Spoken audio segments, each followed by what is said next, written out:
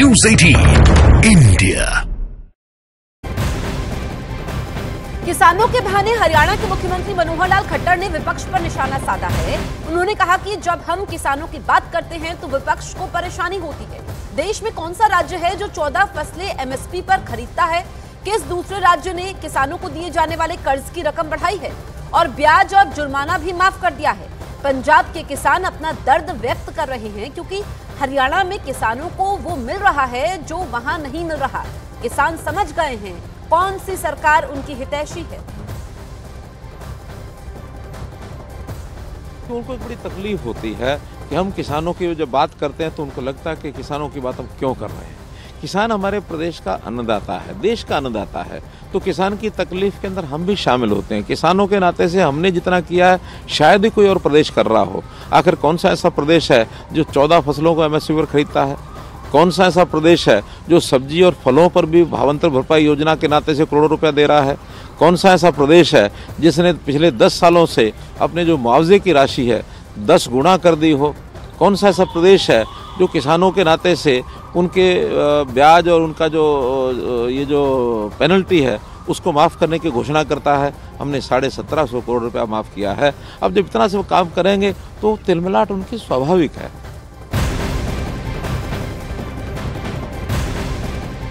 किसानों के मुद्दे पर हरियाणा विधानसभा में मुख्यमंत्री मनोहर लाल खट्टर और नेता प्रतिपक्ष भूपेंद्र सिंह हुड्डा के बीच तीखी बहस हुई। हुड्डा ने सवाल खड़े किए कि आप किसानों की बात कर रहे हैं तो ये बताइए कि एनएसए क्यों लगा दिया शांति प्रिय किसानों पर?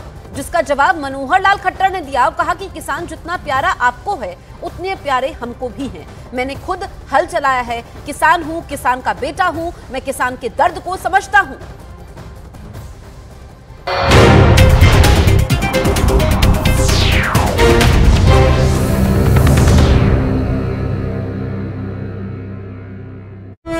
चढ़ने की कोशिश की, इससे मंच टूटने का खतरा मंडराने लगा। इस वजह से तेजस्वी ने खुद लोगों को रोका। हंगामा बढ़ता देखकर तेजस्वी समय से पहले भोजपुर से निकल गए और बक्सर रवाना हो गए। उधर बिहार के सिवान में हुई तेजस्वी यादव की सभा में शार्प शूटर मोहम्मद कैफ की मौजूदगी पर सियासी पारा चढ़ गया। मोहम्मद कैफ हत्या जैसे कई गंभीर मामलों में आरोपी हैं। तेजस्वी की जनविश्वास यात्रा सिवान पहुंची, वहां उन्होंने सभा की, लेकिन उनकी सभा में शार्प शूटर की मौजूदगी पर विवाद हो गया। क्योंकि शार्प शूटर मोहम्मद कैफ उर्फ बंटी उसी मंच पर खड़ा नजर आया जिस पर तेजस्वी यादव खड़े थे। सिवान में तेजस्वी ने लोगों को संबोधित किया। इस दौरान मंच पर पार्टी के कई बड़े नेता मौजूद रहे, लेकिन इन्हीं नेताओं के बीच मौजूद एक चेहरे ने सबका ध्यान खींच लिया, क्योंकि तेजस्वी के मंच पर लंबे बालों वाला शार्प शूटर मोहम्मद कैफ भी नजर आया। सिवान में जिस समय भीड़ ने तेजस्वी के लिए शोर किया, उस समय ये हत्या जैसे मामलों में आरोपी मंच पर खड़ा दिखा। अपनी जनविश्वास यात्रा लेकर सिवान पहुंचे तेजस्वी ने मंच से लोगों में जोश भरा, लेकिन थोड़ी देर बाद उनकी सभा में एक शार्प शूटर की मौजूदगी पर सियासी बवाल हो गया, क्योंकि बीजेपी नेता निखिल आनंद ने कुछ और तस्वीरें शेयर कर दी। इन तस्वीरों में तेजस्वी मोहम्मद कैफ से हाथ मिलाते और उससे बात करते दिखे। खबर है कि तेजस्वी की सभा से पहले उनकी और मोहम्मद कैफ की सर्किट हाउस में मुलाकात हुई।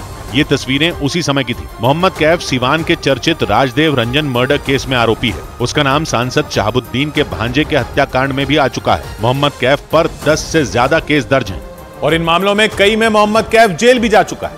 यही वजह रही कि मोहम्मद कैफ की तेजस्वी के मंच पर मौजूदगी पर सियासत गर्मा गई। और बीजेपी के बाद जेडीयू ने भी आरजेडी पर निशाना साधा। स्वाभाविक है, जो उनकी विचारधारा रही है तो अपराधी, गुंडा, लंपट यही तो पूंजी है। विरोधियों के हमले के बीच आरजेडी नेता इस मुद्दे पर बोलने से बचते दिखे, लेकिन तेजस्वी यादव पर नहीं बोलेंगे। तेजस्वी यादव जी युवाओं की बात करते हैं, शिक्षा की बात करते हैं, रोजगार की बात करते हैं। तेजस्वी और शार्प शूटर मोहम्मद कैफ की तस्वीरें आने के बाद खबर उड़ी कि मोहम्मद कैफ ने आरजेडी ज्वाइन कर ली, क्योंकि वो सिवान की सियासत में पूर्व सांसद मोहम्मद शहाबुद्दीन जैसा दबदबा बनाना चाहता है। इधर केरल के आलपुड़ा में एक सरकारी बस आग की लपटों से गिर गई। केरल के आलपुड़ा में एक सरकारी बस में अचानक आग लगने से हड़कंप मच गया। बस में जिस समय आग लगी उस वक्त उसमें 44 लोग सवार थे, लेकिन उन्हें समय रहते बस से बाहर निकाल लिया गया। इसके बाद वो बस पूरी तरह जलकर बर्बाद हो गई।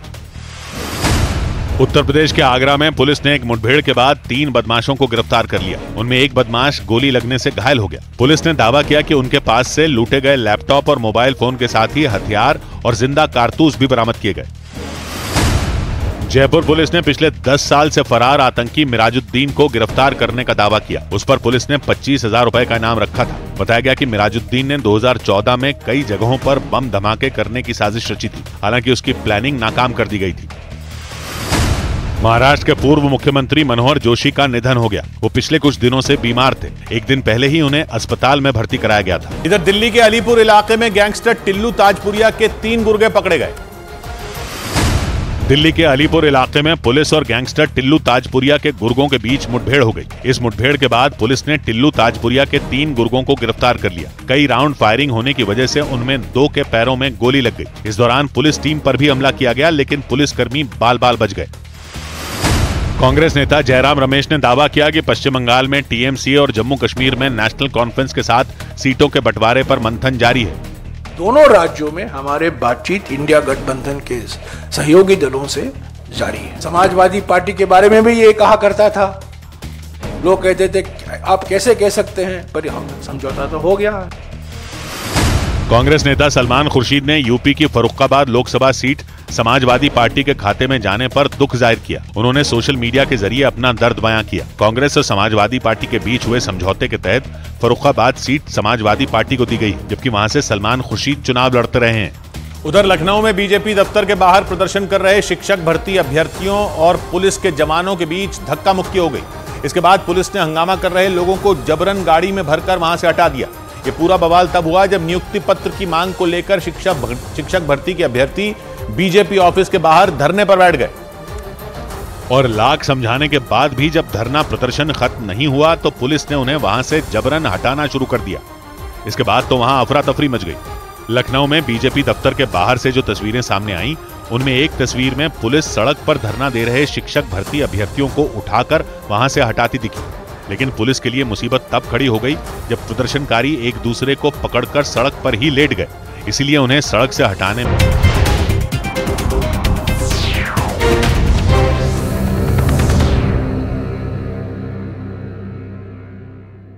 महाकोश कच्ची घानी सरसों तेल और रिफाइंड सोयाबीन ऑयल चुनो सही। काशी से पीएम मोदी ने राहुल गांधी के नशे वाले बयान पर किया प्रहार। काशी और यूपी के लोगों पर अपनी भड़ास निकालने का लगाया आरोप। कांग्रेस के युवराज परिवार ने क्या कहा, वो कह रहे हैं और काशी की धरती पर आके कह रहे हैं, काशी के नौजवान, यूपी के नौजवान नशेड़ी है।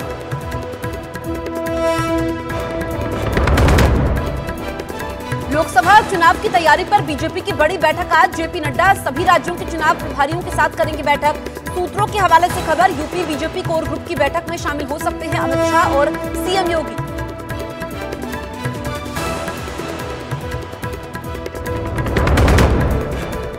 संदेश खाली मामले में फरार शाहजहां शेख की अग्रिम जमानत याचिका खारिज। टीएमसी नेता के घर तोड़फोड़ के बाद महिलाओं ने की पिटाई। बीजेपी महिला मोर्चा के नेताओं की पुलिस के साथ हुई तीखी झड़प।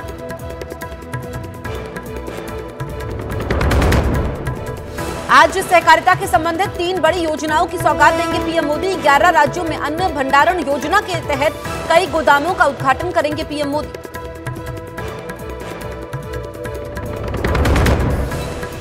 कई जिलों में विरोध प्रदर्शन के बाद यूपी पुलिस सिपाही भर्ती परीक्षा लीक मामले में जांच समिति का गठन। पुलिस भर्ती बोर्ड को मिली थी 1,500 से ज्यादा शिकायतें। राजस्थान के कोटा में 3 शिक्षकों पर धर्मांतरण का आरोप। शिक्षा विभाग ने 2 शिक्षकों को निलंबित किया। शिक्षा मंत्री बोले जांच में दोषी मिले तो बर्खास्त होंगे।